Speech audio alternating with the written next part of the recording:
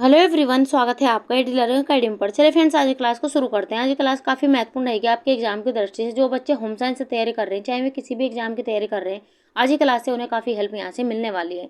Class में जो हम आपको महत्वपूर्ण प्रश्न कराने वाले हैं, किसी न किसी एग्जाम में पूछे गए हैं, और जो हम आपको क्लास में क्वेश्चन कराएंगे उनकी हम आपको व्याख्या भी कराने वाले हैं, जिससे आपके कई कॉन्सेप्ट भी यहाँ से क्लियर होने वाले हैं। बस आप धैर्य से क्लास को अंत तक देखते चलिए। क्लास के अंत में हम आपसे अभ्यास प्रश्न भी करेंगे, जिसका आंसर आपको हमें कमेंट बॉक्स में देना है। हमारा उद्देश्य यही रहेगा क्लास में कि हम कम समय में आपको बेहतरीन क्वेश्चनों का रिवाइज यहाँ पर करा सके और कम समय में ज़्यादा से ज़्यादा क्वेश्चनों का भी यहाँ पर रिवाइज करा सके। तो चलिए, कम समय में ज़्यादा क्वेश्चनों का रिवाइज करते हुए शुरू करेंगे आज की महत्वपूर्ण क्लास। आज की क्लास का हमारा पहला क्वेश्चन है, कसूती कढ़ाई को निम्नलिखित में से क्या निरूपित नहीं करता है। यहाँ पर आपको क्वेश्चन को ध्यान से पढ़ना है और अपना आंसर यहाँ पर देना है। ऑप्शन यहाँ पर दिए गए, गवांती, आरी, मुर्गी या मेहनती। यूजीसी नेट एग्जाम 2012 में क्वेश्चन पूछा गया है। आपको यहाँ पर बताना है कि कसूती कढ़ाई को निम्नलिखित में से क्या निरूपित नहीं करता है। यहाँ पर नहीं दिया गया है, इसे आप ध्यान से देखते चलिए। ऑप्शन यहाँ पर देखें तो कसूती कढ़ाई को जो निरूपित नहीं करता है वह है यहाँ पर ऑप्शन दूसरा, आरी यहाँ पर कसूती कढ़ाई को निरूपित नहीं करता है। आइए देख लेते हैं महत्वपूर्ण व्याख्या के साथ में। आरी कसूती कढ़ाई को निरूपित नहीं करता है, जो हमारे क्वेश्चन का आंसर है। कर्नाटक की कढ़ाई कसूती के नाम से जानी जाती है। यहाँ से ये क्वेश्चन कई बार पूछा गया है कि कसूती कढ़ाई कहाँ की प्रसिद्ध है, तो कर्नाटक की कसूती कढ़ाई प्रसिद्ध है। इस कढ़ाई की लोकप्रियता न केवल भारत में बल्कि अन्य देशों में भी है। कसूती दो शब्दों के मिलने से बना है, का प्लस सूती। का अर्थ है हाथ और सूती का अर्थ है धागा। इस प्रकार कन्नड़ भाषा में कसूती को सूती धागे से हाथ की कढ़ाई कहते हैं। कसूती कढ़ाई में रंग बिरंगे सूती धागों की कढ़ाई की जाती है। कढ़ाई सीधी, आड़ी, तिरछी एवं टेढ़े मेढ़े टाँके लिए जाते हैं। कसूती कढ़ाई कला में मुख्यतः 4 टाँके लिए जाते हैं। कसूती कढ़ाई कला में मुख्य 4 टाँके उपयोग में लिए जाते हैं। तो 4 टाँके यहाँ पर दिए गए हैं, जिसमें गवंती, मुर्गी, नेगी और मेहनती यहाँ पर शामिल है। तो यहाँ पर इसे भी इम्पोर्टेंट आप यहाँ पर लगाते चलिए। आप यहाँ पर देख सकते हैं एक ही क्वेश्चन से 2 से 3 क्वेश्चन एग्जाम में पूछे जा चुके हैं। तो इम्पोर्टेंट आप यहाँ पर लगाते चलिए, और जो भी आपको पॉइंट इंपॉर्टेंट लग रहे हैं उन्हें आप साथ साथ नोट करते चलिए और व्याख्या को ध्यान से पढ़ते चलिए। आगे बढ़ जाते हैं अपने अगले क्वेश्चन की। और क्वेश्चन नंबर दूसरा, उत्सव अवसर के लिए कांथा कढ़ाई से बनी पलंग की चद्दर। ऑप्शन यहाँ पर दिए गए, सुजनी, सेंची, सांगली या सुबेर। यूजीसी नेट एग्जाम 2013 में क्वेश्चन ये पूछा गया है। आपको बताना है कि उत्सव अवसर के लिए कांथा कढ़ाई से बनी पलंग की चद्दर का नाम क्या है। ऑप्शन यहाँ पर देखें तो पहले ऑप्शन हमारे यहाँ पर सही होगा, सुजनी। यहाँ पर ऑप्शन पहला हमारा सही है। आइए देख लेते हैं महत्वपूर्ण व्याख्या के साथ में। उत्सव अवसर के लिए कांथा कढ़ाई से बनी पलंग की चादर की को सुजनी कहते हैं, जो हमारे क्वेश्चन का आंसर है। कांथा बंगाल की पारंपरिक कढ़ाई है। ये भी क्वेश्चन कई बार एग्जाम में पूछा गया है कि कांथा कढ़ाई कहाँ की प्रसिद्ध है, तो बंगाल की पारंपरिक कढ़ाई है। कांथा का तात्पर्य पैबंद लगा धागा। कांथा मुख्यतः बंगाल की स्त्रियों के द्वारा निर्मित किया जाता है, जिसमें फटे पुराने वस्त्रों जैसे साड़ी, धोती, चादर, टेबल क्लॉथ, पेटीकोट आदि को कई तहों में व्यवस्थित करके एक नया रूप दिया जाता है। कांथा के प्रकार लेप कांथा और कांथा, सुजनी, दुजनी और सलीता, बैटन, रुमाल आदि है। यहाँ पर कांथा के प्रकार भी यहाँ पर दिए गए, इन्हें आप ध्यान से पढ़ते चलिए, क्योंकि एग्जामिनर कहीं से भी क्वेश्चन पूछ सकता है। आगे बढ़ जाते हैं अपने अगले क्वेश्चन की। और क्वेश्चन नंबर 3, गृह विज्ञान का इनमें से कौन सा एक विशेष क्षेत्र नहीं है। यहाँ पर नहीं दिया गया है, तो ऐसे क्वेश्चनों को आपको ध्यान से पढ़ते चलना है। बच्चे क्या करते हैं, ऊपर ऊपर से जल्दीबाजी में क्वेश्चन पढ़ लेते हैं, लेकिन नहीं देखना भूल जाते हैं, जिससे उनका आता हुआ क्वेश्चन भी यहाँ पर गलत हो जाता है। तो आपको ऐसा नहीं करना है और ध्यान से क्वेश्चन को पढ़ना है। आपको यहाँ पर बताना है कि गृह विज्ञान का इनमें से कौन सा विशेष क्षेत्र नहीं है। ऑप्शन यहाँ पर दिए गए, खाद्य और पोषण, स्वास्थ्य देखभाल, आंतरिक डिजाइनिंग या वस्त्र डिजाइनिंग। टीजीटी झारखंड 2017 में क्वेश्चन ये पूछा गया है। आपको बताना है कि कौन सा ऑप्शन यहाँ पर सही होगा। ऑप्शन यहाँ पर देखें तो तीसरा ऑप्शन हमारे यहाँ पर सही होगा, आंतरिक डिजाइनिंग। यह गृह विज्ञान का यहाँ पर विशेष क्षेत्र नहीं है। यहाँ पर हमारा तीसरा ऑप्शन सही होगा। आगे बढ़ जाते हैं अपने अगले क्वेश्चन की। और क्वेश्चन नंबर 4, साइटोप्लाज्मा में उपस्थित प्रोटीन के अणुओं को कहते हैं। ऑप्शन यहाँ पर दिया गया, डीएनए, आरएनए, अमीनो अम्ल या इनमें से कोई नहीं। यूपी पीजीटी 2021 में क्वेश्चन यहाँ से पूछा गया है। आपको बताना है कि साइटोप्लाज्मा में उपस्थित प्रोटीन के अणुओं को कहते हैं। ऑप्शन यहाँ पर देखें तो तीसरा ऑप्शन हमारे यहाँ पर सही होगा, अमीनो अम्ल कहते हैं। यहाँ पर हमारा तीसरा ऑप्शन सही होगा। आइए देख लेते हैं महत्वपूर्ण व्याख्या के साथ में। साइटोप्लाज्मा में उपस्थित प्रोटीन के अणुओं को अमीनो अम्ल कहते हैं, जो हमारे क्वेश्चन का आंसर है। कोशिका झिल्ली के अंदर केंद्रक को छोड़कर संपूर्ण पदार्थों को कोशिका द्रव्य कहते हैं। यह सभी कोशिकाओं में पाया जाता है तथा कोशिका झिल्ली के अंदर तथा केंद्रक झिल्ली के बाहर रहता है। यह रवेदार जेलीनुमा अर्ध तरल पदार्थ है। यह पारदर्शी एवं चिपचिपा होता है। आरएनए के बारे में भी यहाँ पर दिया गया है। एक प्रकार का न्यूक्लिक एसिड होता है जो सीधे प्रोटीन संश्लेषण में शामिल होता है। वही डीएनए के बारे में यहाँ पर दिया गया है। जीवित कोशिकाओं के गुणसूत्रों में पाए जाने वाले तंतुनुमा अणु है। यह हर एक जीवित कोशिका के लिए अनिवार्य है। तो इस व्याख्या को भी आप ध्यान से देखते चलिए, क्योंकि यहाँ से भी कई क्वेश्चन एग्जाम में पूछे जा चुके हैं। आगे बढ़ जाते हैं अपने अगले क्वेश्चन की और क्वेश्चन नंबर 5, निम्न में से कौन सा वनस्पति प्रोटीनेज है? ऑप्शन यहाँ पर दिए गए यूरिएस, ट्रिप्सिन, पेप्सिन या पेपेन। आरपीएससी स्कूल लेक्चरर 2013 में क्वेश्चन ये पूछा जा चुका है। आपको बताना है कि निम्न में से कौन सा वनस्पति प्रोटीनेज है। ऑप्शन यहाँ पर देखें तो चौथा ऑप्शन हमारे यहाँ पर सही होगा, पेपेन। यहाँ पर ये वनस्पति प्रोटीनेज है। यहाँ पर हमारा चौथा ऑप्शन सही होगा। आइए देख लेते हैं महत्वपूर्ण व्याख्या के साथ में। वनस्पति प्रोटीन पेपेन है। यह पपीते में पाए जाने वाला एक प्रोटियोलिटिक एंजाइम है। ये महत्वपूर्ण प्रश्न यहाँ से बन जाता है। यहाँ पर ये काहे में पाया जाता है? तो ये पपीते में पाए जाने वाला एक प्रोटियोलिटिक एंजाइम है। पेप्सिन तथा ट्रिप्सिन ये दोनों प्रोटीन पाचक एंजाइम है। यह अमाशय में प्रोटीन को तरल अणुओं में तोड़ता है। ये भी क्वेश्चन कई बार एग्जाम में पूछा जा चुका है। यूरियस यह भी एक प्रकार का एंजाइम जिसकी मदद से यूरिया का अमोनिया में अपघटन हो जाता है। इसे भी आप इंपॉर्टेंट लगाते चलिएगा। आगे बढ़ जाते हैं अपने अगले क्वेश्चन की और क्वेश्चन नंबर 6, कंघी करते समय छोटे तंतुओं को हटाने हेतु की गई प्रक्रिया। ऑप्शन यहाँ पर दिए गए कैलेंडरिंग, रेसे खींचना, हैकलिंग या रेटिंग पानी में डुबोकर रेसों को हटाना। जीआईसी 2017 में क्वेश्चन ये पूछा जा चुका है। आपको बताना है कि कंघी करते समय छोटे तंतुओं को हटाने हेतु की गई प्रक्रिया क्या कहलाती है। ऑप्शन यहाँ पर देखें तो तीसरा ऑप्शन हमारे यहाँ पर सही होगा, हैकलिंग, सन या साफ जूट करना। यहाँ पर हमारा तीसरा ऑप्शन सही होगा। आगे बढ़ जाते हैं अपने अगले क्वेश्चन की और क्वेश्चन नंबर 7, इंटरलिंकिंग धागों के तानों बानों में अपनाए गए प्रणाली या डिजाइन के अनुसार खाली स्थान का नाम रखा जाता है। ऑप्शन यहाँ पर दिए गए वस्त्र, रेसे, धागे या बुनाई। टीजीटी 2019 में क्वेश्चन यहाँ से पूछा गया है। क्वेश्चन को ध्यान से पढ़िए तब अपना आंसर आप यहाँ पर दीजिए। कौन सा ऑप्शन यहाँ पर सही होगा? तो इंटरलिंकिंग धागों के ताने बानों में अपनाए गए प्रणाली या डिजाइन के अनुसार यहाँ पर ऑप्शन हमारा चौथा यहाँ पर सही होगा, बुनाई नाम रखा जाता है। यहाँ पर हमारा चौथा ऑप्शन सही होगा। आगे बढ़ जाते हैं अपने अगले क्वेश्चन की और क्वेश्चन नंबर 8, वह धागे जो रेशों की संपूर्ण लंबाई में फैले होते हैं खाली स्थान धागे कहलाते हैं। तो यहाँ पर 4 ऑप्शन आपको दिए गए, नोप, रेप, क्लाउड या फिलिंग। आपको क्वेश्चन को ध्यान से पढ़ना है और अपना आंसर यहाँ पर देना है। यहाँ पर पूछा गया है कि वह धागे जो रेशों की संपूर्ण लंबाई में फैले होते हैं तो कौन से धागे कहलाते हैं। ऑप्शन यहाँ पर देखें तो वह धागे रेप धागे कहलाते हैं। यहाँ पर रेप या वार्फ धागे कहलाते हैं। ये भी क्वेश्चन यहाँ से कई बार पूछा जा चुका है, तो इसे भी आप इंपॉर्टेंट लगाते चलिए। आपको कहीं कहीं रेप और कहीं कहीं वार्फ आपको यहाँ पर देखने को मिलने वाला है, तो इन्हें आप दोनों में ही आप ध्यान से देखते चलिए। तो यहाँ पर ऑप्शन दूसरा हमारा यहाँ पर सही होगा। आगे बढ़ जाते हैं अपने अगले क्वेश्चन की और क्वेश्चन नंबर 9, निम्नलिखित प्रक्रिया के लिए कपड़ों के तंतुओं में समशक्तिशीलता का गुण महत्वपूर्ण है। ऑप्शन यहाँ पर दिए गए कताई, बुनाई, करघे द्वारा बुनाई या उपरोक्त में से कोई नहीं। उत्तराखंड असिस्टेंट प्रोफेसर एग्जाम 2015 में क्वेश्चन यहाँ से पूछा गया है और इम्पोर्टेंट क्वेश्चन आप यहाँ पर लगाते चलिए। आपको बताना है कि निम्नलिखित प्रक्रिया के लिए कपड़ों के तंतुओं में समशक्तिशीलता का गुण महत्वपूर्ण है। तो ऑप्शन हमारा कौन सा यहाँ पर सही होगा ये आपको बताना है। ऑप्शन यहाँ पर देखें तो पहले ऑप्शन हमारे यहाँ पर सही होगा, कताई।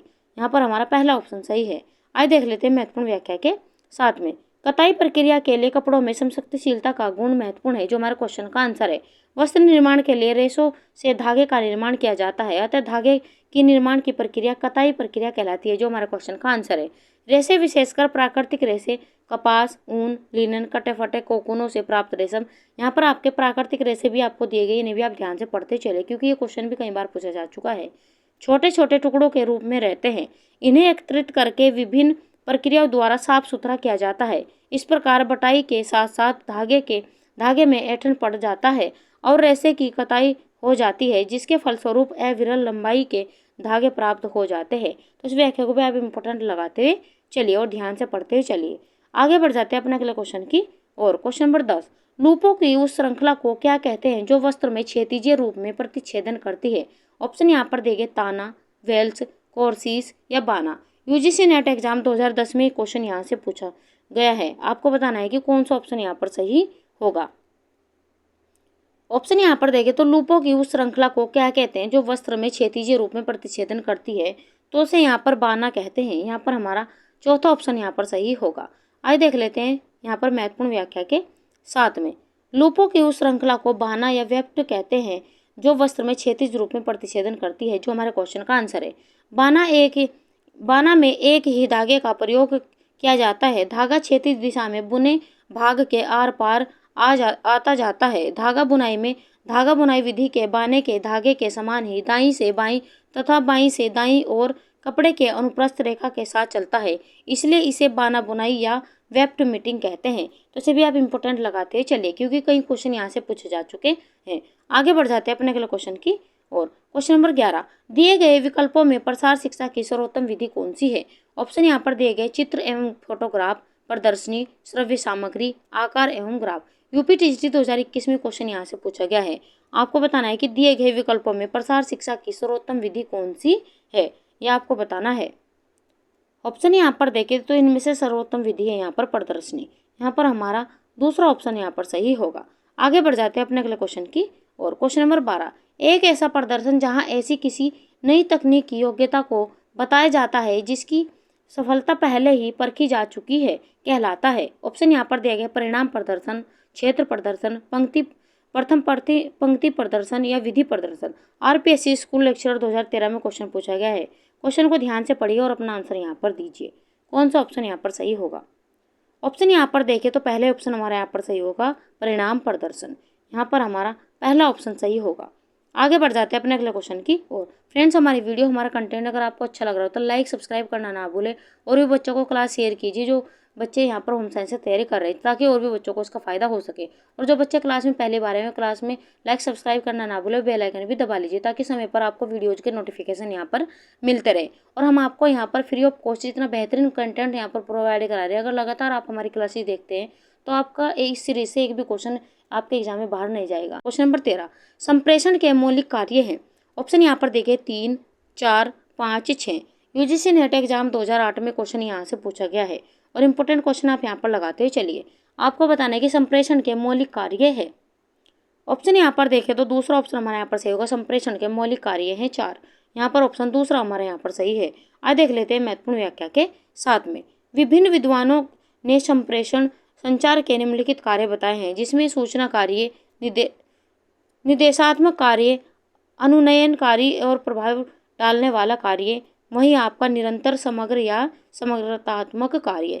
यहाँ पर आपके 4 कार्य दिए गए, जिसमें आपका जो हमारे क्वेश्चन का आंसर है यहाँ पर आपको संप्रेषण के मुख्य कार्य आपसे पूछे गए हैं। तो सूचना कार्य, निर्देशात्मक कार्य, अनुनयनकारी और प्रभाव डालने वाला कार्य, वहीं निरंतर समग्र या समग्रतात्मक कार्य। यहाँ पर ये दिए गए, इन्हें भी आप इंपॉर्टेंट लगाते चलिए। आगे बढ़ जाते हैं अपने अगले क्वेश्चन की और। क्वेश्चन नंबर 14, ली थेयर 1968 के अनुसार संचार के कार्यों का वर्गीकरण का प्रकार है। तो कितने प्रकार के यहाँ पर दिए गए ली थेयर के अनुसार संचार के कार्य का वर्गीकरण, ये आपको बताना है। 6, 5, 4 या 3। यूजीसी नेट एग्जाम 2009 में क्वेश्चन यहाँ से पूछा गया है और इम्पोर्टेंट क्वेश्चन आप यहाँ पर लगाते चलिए। ऑप्शन यहाँ पर देखें तो पहले ऑप्शन हमारे यहाँ पर सही होगा 6। यहाँ पर हमारा पहला ऑप्शन सही है। आज देख लेते हैं महत्वपूर्ण व्याख्या के साथ में। संचार एक ऐसी प्रक्रिया है जिसमें एक व्यक्ति दूसरे व्यक्ति के साथ पारस्परिकता के आधार पर इस प्रकार अपनी बातों, विचारों, तथ्यों एवं अनुभूतियों को बांटता है कि उसका सामान्य अर्थ निकल सके। ली थेयर के अनुसार संचार के कार्यों का वर्गीकरण 6 रूपों में किया गया है, जो हमारे क्वेश्चन का आंसर है। तो इसे भी आप इंपॉर्टेंट लगाते चलिए, क्योंकि यहाँ से भी कई क्वेश्चन पूछे जा चुके हैं। आगे बढ़ जाते हैं अपने अगले क्वेश्चन की और। क्वेश्चन नंबर 15, उत्तम संचार केवल तभी घटित होता है जब। ऑप्शन यहाँ पर दिए गए, अधिक व्यक्तियों को अधिक संदेश दिए जाते हैं, सही व्यक्तियों को सही समय पर सही संदेश दिए जाते हैं, या संदेश विस्तृत तथा साधारण हो, संदेश के संप्रेषण के लिए विभिन्न संचार माध्यमों का उपयोग किया जाता हो। यूजीसी नेट एग्जाम 2010 में क्वेश्चन पूछा जा चुका है और इम्पोर्टेंट क्वेश्चन आप यहाँ पर लगाते चलिए। आपको क्वेश्चन को ध्यान से पढ़ना है, तब अपना आंसर आपको यहाँ पर देना है। तो आपको बताना है कि उत्तम संचार केवल तभी घटित होता है जब। ऑप्शन यहाँ पर देखें तो दूसरा ऑप्शन हमारा यहाँ पर सही होगा, जब सही व्यक्ति को सही समय पर सही संदेश दिया जाते हैं। यहाँ पर हमारा दूसरा ऑप्शन सही होगा। आगे बढ़ जाते हैं अपने अगले क्वेश्चन की और। क्वेश्चन नंबर 16, 8वें हफ्ते से जन्म तक भ्रूण खाली स्थान कहलाता है। ऑप्शन यहाँ पर देखें, फीटस, युग्मनज, अंड या भ्रूण। टीजीटी परीक्षा 2019 में क्वेश्चन यहाँ से पूछा गया है और इम्पोर्टेंट क्वेश्चन लगाते चलिए। तो यहाँ पर 8वें हफ्ते से जन्म तक भ्रूण कहलाते हैं यहाँ पर फीटस। यहाँ पर हमारा पहला ही ऑप्शन यहाँ पर सही होगा। आगे बढ़ जाते हैं अपने अगले क्वेश्चन की और। क्वेश्चन नंबर 17, डायफ्राम क्या है? ऑप्शन यहाँ पर देखिए, एक प्रकार की गर्भ निरोधक दवाई, यह एक प्रकार की झागदार गोलियां है, यह एक प्लास्टिक का बना छल्ला है, या यह मुलायम रबड़ की टोपी नुमा गर्भ निरोधक साधन है। टीजीटी 2009 में क्वेश्चन यहाँ से पूछा गया है। आपको यहाँ पर बताना है कि डायफ्राम क्या है। ऑप्शन यहाँ पर देखें तो चौथा ऑप्शन हमारे यहाँ पर सही होगा, यह मुलायम रबड़ की टोपी नुमा गर्भ निरोधक साधन है। यहाँ पर हमारा चौथा ऑप्शन सही होगा। आगे बढ़ जाते हैं अपने अगले क्वेश्चन की और। क्वेश्चन नंबर 18, गर्भाधान की प्रक्रिया ऑप्शन यहाँ पर दिए गए हैं, फैलोपियन ट्यूब में संपन्न होती है, डिंबाशय संपन्न होती है, या वेजाइनल कैनल में संपन्न होती है, या गर्भाशय में संपन्न होती है। आपको यहाँ पर बताना है कि कौन सा ऑप्शन यहाँ पर सही होगा। पीजीटी 2005 में क्वेश्चन ये पूछा गया है। ऑप्शन यहाँ पर देखें तो गर्भाधान की प्रक्रिया फैलोपियन ट्यूब में संपन्न होती है। यहाँ पर हमारा पहला ही ऑप्शन यहाँ पर सही होगा। आइए देख लेते हैं महत्वपूर्ण व्याख्या के साथ में। गर्भाधान की प्रक्रिया डिंबवाहिनी या फैलोपियन ट्यूब में संपन्न होती है, जो हमारे क्वेश्चन का आंसर है। यह डिंबवाहिनी के एम्प्यूला भाग में संपन्न होता है। प्रत्येक अंडाशय से एक नलिका शुरू होती है, जिसका एक दूसरा सिरा गर्भाशय से जुड़ा होता है। इसे ही फैलोपियन ट्यूब या डिंबवाहिनी कहा जाता है। यह अणुओं को गर्भाशय में पहुंचाती है तथा जब अंडाणु गर्भाशय से देह गुहा में आता है तो यह पूर्व परिपक्व नहीं होता है, जो यही पर परिपक्व होता है। निषेचन की क्रिया डिंबवाहिनी में ही संपन्न होती है। तो यहाँ से भी इम्पोर्टेंट लगाते चलिए, इस व्याख्या को ध्यान से पढ़ते चलिए, क्योंकि यहाँ से कई क्वेश्चन भी पूछे जा चुके हैं। आगे बढ़ जाते हैं अपने अगले क्वेश्चन की ओर। क्वेश्चन नंबर 19, आरोपण का सही अर्थ है। ऑप्शन यहाँ पर देखें, शुक्राणु का अंडवाहिनी नलिका में आरोपित होना, शुक्राणु का गर्भाशय में आरोपित होना, या निषेचित अंडाणु का गर्भाशय में आरोपित होना, या अंडाणु का अंडवाहिनी नलिका में आरोपित होना। पीजीटी परीक्षा 2004 में क्वेश्चन ही पूछा गया है और इम्पोर्टेंट क्वेश्चन आप यहाँ पर लगाते चलिए। आपको यहाँ पर बताना है कि आरोपण का सही अर्थ क्या है। ऑप्शन यहाँ पर देखें तो दूसरा ऑप्शन हमारे यहाँ पर तीसरा ऑप्शन हमारे यहाँ पर सही होगा, निषेचित अंडाणु का गर्भाशय में आरोपित होना। यहाँ पर हमारा तीसरा ऑप्शन सही है। आइए देख लेते हैं महत्वपूर्ण व्याख्या के साथ में। स्त्रियों में मासिक धर्म के प्रारंभ होने के 14 दिन बाद अंडोत्सर्ग होता है। ये अंडोत्सर्ग 2 अंडाशयों में बारी बारी से होता है। अंडोत्सर्ग के कुछ देर पश्चात ही अंडाणु अंडवाहिनी में पहुंच जाता है और 15 से 19वें दिन तक इसमें रहता है। इसी बीच यदि स्त्री संभोग करे तो यह अंडाणु निषेचित होकर अंडाशय में चला जाता है, अन्यथा अगले मासिक स्राव से बाहर निकल जाता है। इस प्रकार निषेचित अंडाणु का गर्भाशय में आरोपित होना आरोपण कहलाता है, जो हमारे क्वेश्चन का आंसर है। तो इसे भी आप इंपॉर्टेंट लगाते चलिए और उस व्याख्या को ध्यान से पढ़ते चलिए। आगे बढ़ जाते हैं अगले क्वेश्चन की और। क्वेश्चन नंबर 20, मोटापा किसकी अधिकता से होता है? कैलोरीज, प्रोटीन, वसा या विटामिन। पीजीटी परीक्षा यहाँ पर 2005 में क्वेश्चन ये पूछा गया है।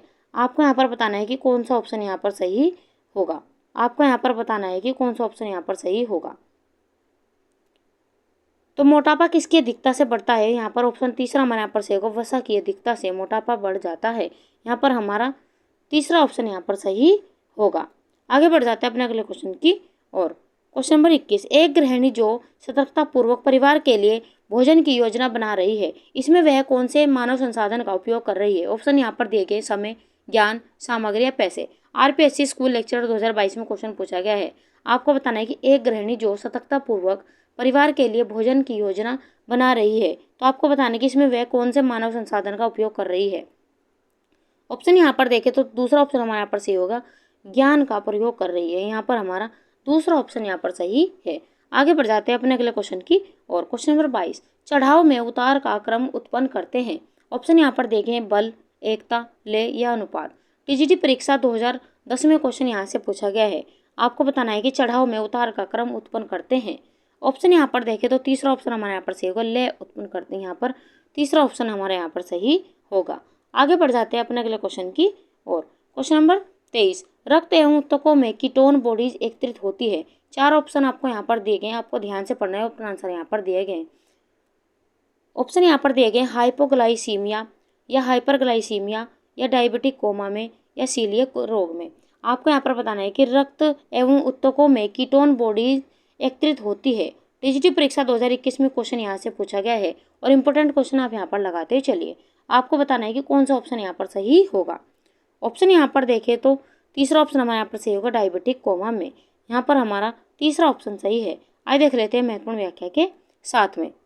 रक्त एवं ऊतकों में कीटोन बॉडीज डायबिटिक कोमा में एकत्रित होती है, जो हमारे क्वेश्चन का आंसर है। कीटोन बॉडीज को कीटोन समूह द्वारा समाहित होती है। यह जल में घुलनशील यौगिक कैलोरी प्रतिबंध के दौरान यकृत में निर्मित होती है। कीटोन बॉडीज ग्लूकोज की अनुपस्थिति में ऊर्जा स्रोत के रूप में कार्य करती है। कीटोन बॉडीज यह यकृत में मौजूद होती है जो कीटोनेजेसिस कहलाती है। ये भी आप इंपॉर्टेंट लगाते चलिए कि ये यकृत में मौजूद होती है। कीटोन एक प्रबल अम्लीय यौगिक है जो रक्त को अम्लीय भी बनाता है। जब हमारे शरीर में इंसुलिन का संचार कम हो जाता है तो हमारा शरीर ग्लूकोज को ऊर्जा स्रोत के रूप में उपयोग नहीं कर पाता है। डायबिटिक कीटोएसिडोसिस में विषैले अम्ल कीटोन का निर्माण होता है। इस रोग में शरीर में कीटोन और रक्त शर्करा की मात्रा अधिक होती है।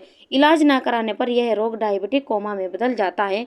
यह कोमा कीटोन के कारण होता है। इस व्याख्या को आप ध्यान से पढ़ते चलिए, क्योंकि यहाँ से आपके कॉन्सेप्ट भी यहाँ पर क्लियर होंगे। अगर आपके यहाँ पर कॉन्सेप्ट नहीं क्लियर है तो व्याख्या को आप ध्यान से पढ़ते चलिए, और जो भी आपको इंपॉर्टेंट लगे इस व्याख्या से आप नोट करते चलिए। आगे बढ़ जाते हैं अपने अगले क्वेश्चन की और। क्वेश्चन नंबर 24, अनियमित बोवेल रिक्त होना या रिक्त न होना कहलाता है। ऑप्शन यहाँ पर दिए गए डायरिया, पेचिस, कब्ज या इनमें से कोई नहीं। टीजीटी परीक्षा 2016 में क्वेश्चन पूछा गया है। आपको यहाँ पर बताना है कि अनियमित बोवेल रिक्त होना या रिक्त न होना क्या कहलाता है। ऑप्शन यहाँ पर देखें तो कब्ज कहलाता है। यहाँ पर हमारा तीसरा ऑप्शन सही होगा। आगे बढ़ जाते हैं अपने अगले क्वेश्चन की और। क्वेश्चन नंबर 25, मानव शरीर में पाचन का अधिकांश भाग किस अंग में संपन्न होता है। ऑप्शन यहाँ पर दिए गए अमाशय, छोटी आंत, पैनक्रियाज या बड़ी आंत। टीजीटी परीक्षा 2010 में क्वेश्चन पूछा गया है और इंपॉर्टेंट लगाते चलिए, क्योंकि कई बार अलग अलग तरीके से क्वेश्चन यहाँ से पूछा जा चुका है। तो मानव शरीर में पाचन का अधिकांश भाग यहाँ पर छोटी आंत में संपन्न होता है। यहाँ पर हमारा दूसरा ऑप्शन सही होगा। आगे बढ़ जाते हैं अपने अगले क्वेश्चन की और। क्वेश्चन नंबर 26, रोमिका युक्त उपकला एपिथेलियम पाया जाता है। ऑप्शन यहाँ पर दिए गए जीवा में, गर्भाशय में, ग्रास नली में या वाहिका में। पीजीटी परीक्षा 2009 में क्वेश्चन यहाँ से पूछा गया है। आपको यहाँ पर बताना है कि कौन सा ऑप्शन यहाँ पर सही होगा। ऑप्शन यहाँ पर देखें तो रोमिका युक्त उपकला पाया जाता है जीवा में। यहाँ पर हमारा पहला ही ऑप्शन यहाँ पर सही है। आइए देख लेते हैं महत्वपूर्ण व्याख्या के साथ में। रोमिका युक्त उपकला एपिथेलियम जीवा में पाया जाता है, जो हमारे क्वेश्चन का आंसर है। यह उत्तक बाह्य आवरण का सतत निर्माण करता है और अंदर के अंगों की सुरक्षा करता है। यह जल तथा अन्य पोषक तत्वों को अवशोषण करता है। यह अपशिष्ट पदार्थों के निष्कर्षण में मदद करता है, जैसे त्वचा द्वारा।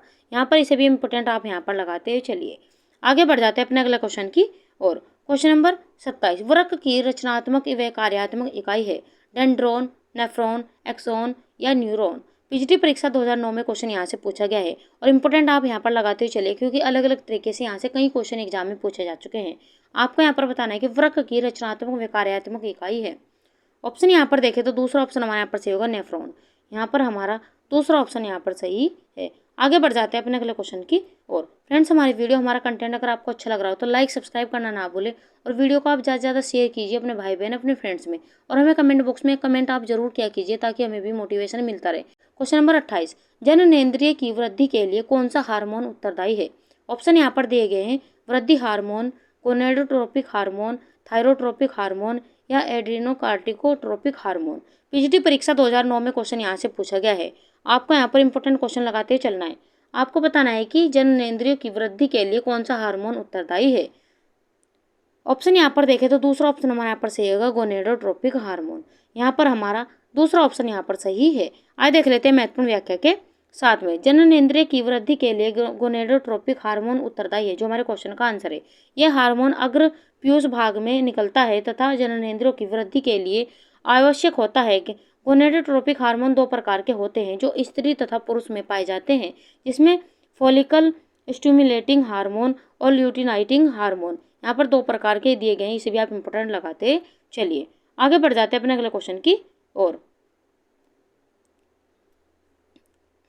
क्वेश्चन नंबर 29, रोगी को तनिक से आघात के फल स्वरूप अत्यधिक रक्तस्राव हो सकता है। ऑप्शन यहाँ पर देंगे हीमोफीलिया में, धमनी रक्तस्राव में, अल्प रक्तस्राव में या एनीमिया में। पीजीटी परीक्षा 2009 में क्वेश्चन यहाँ से पूछा गया है। आपको बताना है कि रोगी को तनिक से आघात के फलस्वरूप अत्यधिक यहाँ पर रक्तस्राव हो सकता है, तो कौन से रोग में हो सकता है ये आपको बताना है। ऑप्शन यहाँ पर देखें तो पहले ऑप्शन हमारे यहाँ पर सही होगा हीमोफीलिया में हो, यहाँ पर रक्तस्राव हो सकता है। यहाँ पर हमारा पहले ऑप्शन सही होगा। आगे बढ़ जाते हैं अपने अगले क्वेश्चन की ओर। तेज बहते हुए रुधिर को रोकने के लिए प्रयोग करते हैं। ऑप्शन यहाँ पर देंगे सादे पानी की पट्टी, बर्फ की पट्टी या गर्म पानी की पट्टी, या इनमें से कोई नहीं। पिछली परीक्षा 2009 में क्वेश्चन यहाँ से पूछा गया है। आपको यहाँ पर बताना है कि कौन सा ऑप्शन यहाँ पर सही होगा। आपको यहाँ पर पूछा गया है कि तेज बहते हुए रुधिर को रोकने के लिए प्रयोग करते हैं। ऑप्शन यहाँ पर देखें तो दूसरा ऑप्शन हमारे यहाँ पर सही हो, बर्फ की पट्टी का प्रयोग करते हैं। यहाँ पर हमारा दूसरा ऑप्शन सही होगा। आगे बढ़ जाते हैं अपने अगले क्वेश्चन की और। क्वेश्चन नंबर 31, प्राकृतिक पर्यावरण प्रत्यक्ष रूप से प्रभावित करता है। ऑप्शन यहाँ पर देखें खान पान को, यातायात के साधनों को, जनसंख्या के घनत्व को, या उपरोक्त सभी को। टीजीटी परीक्षा 2006 में क्वेश्चन यहाँ से पूछा गया है। आपको बताना है कि प्राकृतिक पर्यावरण प्रत्यक्ष रूप से प्रभावित करता है। ऑप्शन यहाँ पर देखें तो चौथा ऑप्शन हमारे यहाँ पर से उपरोक्त सभी को ये प्रभावित करता है। खान पान को भी प्रभावित करता है, यातायात के साधनों को प्रभावित करता है, और जनसंख्या घनत्व को भी प्रभावित करता है। इस प्रकार हमारा यहाँ पर चौथा ऑप्शन यहाँ पर सही होगा। आगे बढ़ जाते हैं अपने अगले क्वेश्चन की और। क्वेश्चन नंबर 32, दूषित भोजन से फैलने वाला रोग है। मोती झरा, हैजा, काली खांसी या तपेदिक। टीजीटी परीक्षा 2006 में क्वेश्चन यहाँ से पूछा गया है। आपको बताना है कि दूषित भोजन से फैलने वाला रोग कौन सा है। ऑप्शन यहाँ पर देखें तो हैजा दूषित भोजन से फैलने वाला रोग है। यहाँ पर हमारा दूसरा ऑप्शन सही है। आइए देख लेते हैं महत्वपूर्ण व्याख्या के साथ में। हैजा एक संक्रामक रोग है। यह दूषित पानी या खुला भोजन खाने से फैलता है, जो हमारे क्वेश्चन का आंसर है। गर्मी या बरसात के दिनों में यह रोग अत्यधिक फैलता है। इसमें यदि रोगी को समय पर सही उपचार न मिले तो उसकी मृत्यु भी हो जाती है। हैजा एक सूक्ष्म आकृति के जीवाणु द्वारा फैलता है। लक्षण यहाँ पर दिए गए हैं। रोगी को उल्टी दस्त होती है। उल्टी और दस्त हर घंटे होती रहती है। कभी कभी रोगी को पेशाब का बंद लगने एवं पेट में अफारा आने की शिकायत भी होती है। यहाँ पर तीसरा पॉइंट दिया गया है, शरीर में पानी और अन्य लवण की कमी हो जाती है। चौथा यहाँ पर पॉइंट दिया गया है, प्यास अधिक लगती है और होंठ सूखने लगते हैं एवं पेट में दर्द होता है। तो यहाँ पर इस रोग के लक्षण भी यहाँ पर दिए गए हैं। उपचार यहाँ पर दिए गए हैं, इसमें निम्नलिखित उपचार करने चाहिए। पहला यहाँ पर दिया गया है, रोगी को शीघ्र अस्पताल लेकर जाकर परीक्षण कराना चाहिए। दूसरा ऑप्शन यहाँ पर दिया गया, उसे प्यास लगने पर ORS का घोल पिलाना चाहिए। तीसरा यहाँ पर दिया गया है, रोगी को उबाला हुआ पानी पिलाना चाहिए। और दस्त कम होने पर यहाँ पर आपको फटे दूध का पानी, सब्जियों का सूप, संतरे का जूस या मौसमी का थोड़े थोड़े समय पर देना चाहिए। तो यहाँ पर इसके उपचार और यहाँ पर लक्षण भी यहाँ पर दिए गए। तो इसे भी आप इंपॉर्टेंट लगाते चलिए, इससे भी आपके यहाँ पर कॉन्सेप्ट यहाँ पर क्लियर होने वाला है। तो अब इस व्याख्या को भी ध्यान से पढ़ते हुए चलिए आगे बढ़ जाते हैं अपने अगले क्वेश्चन की और। क्वेश्चन नंबर 33, संखास्ती है। ऑप्शन यहाँ पर दिए गए हैं, रीढ़ की अस्थि, चेहरे की अस्थि, या खोपड़ी की अस्थि, या कान की अस्थि। पीजीटी परीक्षा 2006 में क्वेश्चन यहाँ से पूछा गया है। आपको यहाँ पर बताना है कि संखास्ती है। ऑप्शन यहाँ पर देखें तो चौथा ऑप्शन हमारे यहाँ पर सही होगा, कान की अस्थि। यहाँ पर हमारा चौथा ऑप्शन सही है। आगे बढ़ जाते हैं अपने अगले क्वेश्चन की और। क्वेश्चन नंबर 34, अंगों को जोड़ने का कार्य किया जाता है। ऑप्शन यहाँ पर देंगे, पेशीय ऊतकों द्वारा, उपकला ऊतकों द्वारा, संयोजी ऊतकों द्वारा, या तंत्रिका ऊतकों द्वारा। पीजीटी परीक्षा 2006 में क्वेश्चन पूछा गया है। आपको बताना है कि अंगों को जोड़ने का कार्य किया जाता है। ऑप्शन यहाँ पर देखें तो तीसरा ऑप्शन हमारे यहाँ पर सही होगा, संयोजी ऊतकों द्वारा अंगों को जोड़ने का कार्य किया जाता है। तो यहाँ पर हमारा तीसरा ऑप्शन सही होगा। आगे बढ़ जाते हैं अपने अगले क्वेश्चन की और। क्वेश्चन नंबर 35, निम्नलिखित में से कौन उत्सर्जन तंत्र का अंग नहीं है। यहाँ पर भी नहीं पूछा गया, इसे भी आप ध्यान से पढ़ते चलिए। ऑप्शन यहाँ पर देंगे, त्वचा, फेफड़े, मस्तिष्क, या मलाशय। पीजीटी परीक्षा 2006 में यहाँ से क्वेश्चन पूछा गया है। आपको बताना है कि इनमें से कौन सा उत्सर्जन तंत्र का अंग नहीं है। ऑप्शन यहाँ पर देखें तो मस्तिष्क यहाँ पर उत्सर्जन तंत्र का अंग नहीं है। यहाँ पर हमारा तीसरा ऑप्शन सही है। आइए देख लेते हैं महत्वपूर्ण व्याख्या के साथ में। मनुष्य में मस्तिष्क तंत्रिका तंत्र का नियंत्रक बिंदु है। यह तंत्रिका तंत्र से इनपुट प्राप्त करता है और मांसपेशियों को आउटपुट भेजता है। यह सिर की खोपड़ी के अंदर स्थित होता है और खोपड़ी की हड्डीदार संरचना के कारण सुरक्षित रहता है। इसमें क्रेनियम या कपालिका, इसे यहाँ क्रेनियम और कपालिका कहा जाता है। ये भी क्वेश्चन यहाँ से कई बार पूछा जा चुका है, इसे भी आप इंपॉर्टेंट लगाते चलिए। जीवों के शरीर के उपापचयी प्रक्रमों से बने विषैले अपशिष्ट पदार्थों के निष्कासन को उत्सर्जन कहते हैं। साधारण उत्सर्जन का तात्पर्य नाइट्रोजन उत्सर्जी पदार्थों जैसे यूरिया, अमोनिया, यूरिक अम्ल आदि के निष्कासन से होता है। यहाँ पर उत्सर्जन अंग यहाँ पर आपको दिए गए हैं, त्वचा, फेफड़े, वृक्क, मलाशय, मूत्रनली, मूत्राशय और मूत्र मार्ग।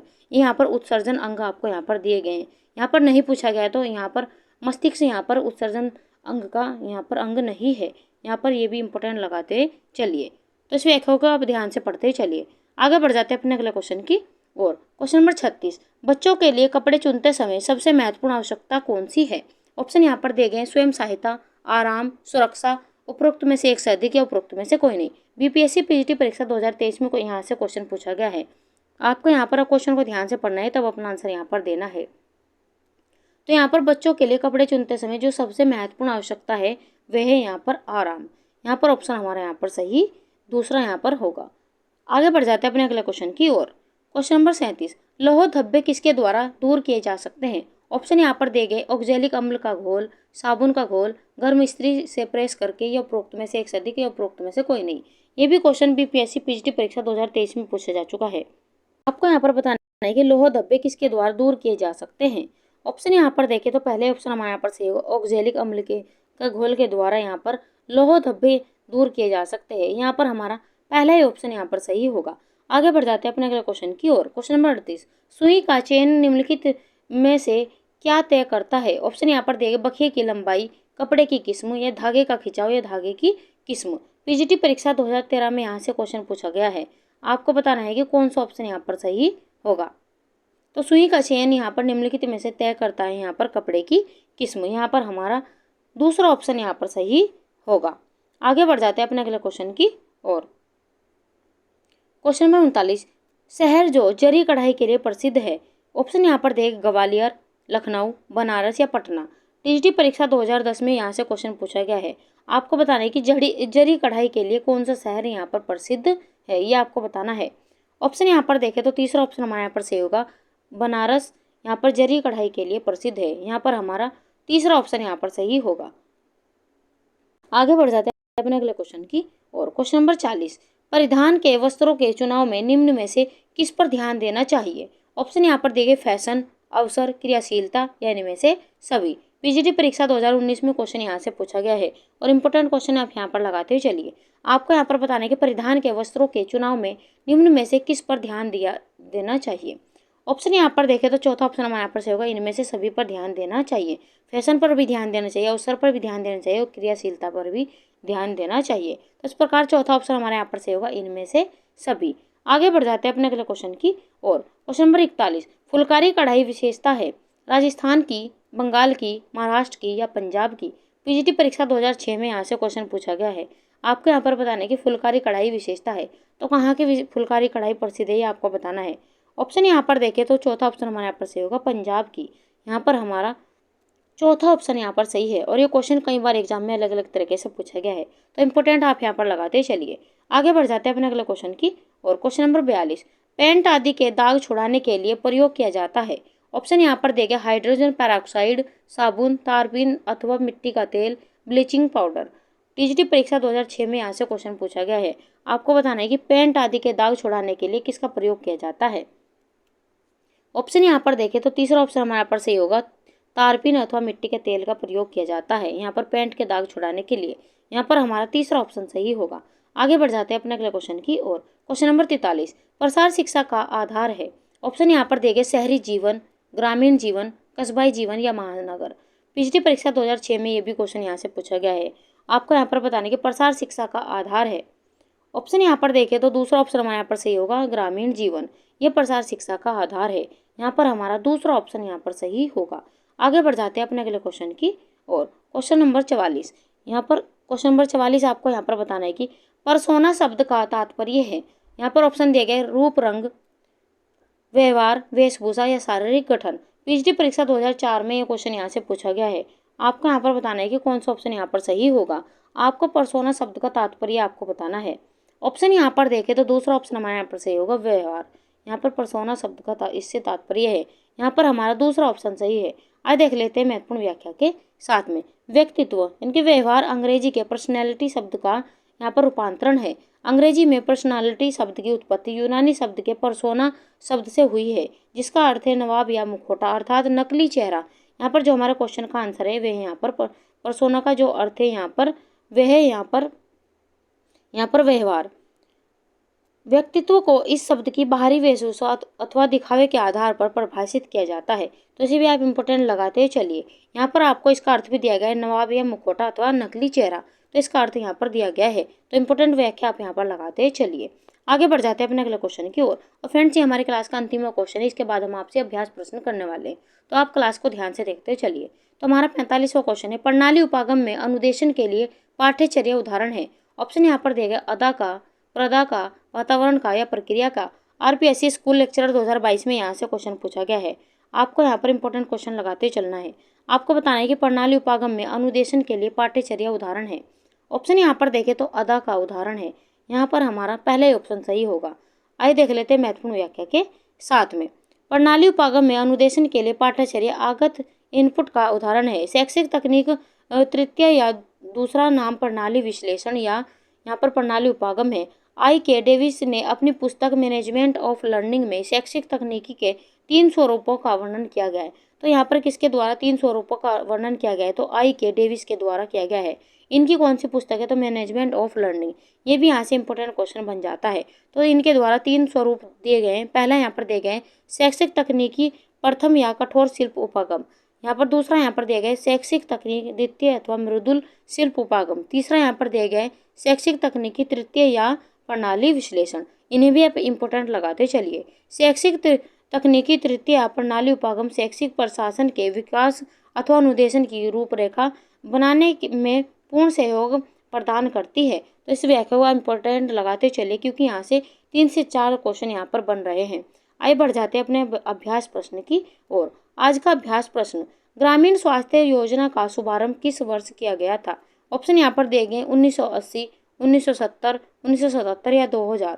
टीजीटी परीक्षा 2021 में क्वेश्चन यहाँ से पूछा गया है। इस क्वेश्चन का आंसर आपको हमें कमेंट बॉक्स में देना है। तो फ्रेंड्स, आज की क्लास आपको हमारी कैसी लगी उसके बारे में आप हमें कमेंट बॉक्स में जरूर बताएं। आज का स्कोर आपका कितना रहा, कितने क्वेश्चन आपको आते थे, कितने नए सीखने को मिले और क्या कुछ आपको सीखने को मिला, ये आपको हमें कमेंट बॉक्स में जरूर बताना है। तो चलिए मिलते हैं ऐसी क्लास के साथ में, ऐसे क्वेश्चनों के साथ में नेक्स्ट वीडियो में। तब तक के लिए आप खुश रहिए, अपना माता पिता का सम्मान कीजिए। क्लास देखने के लिए थैंक यू।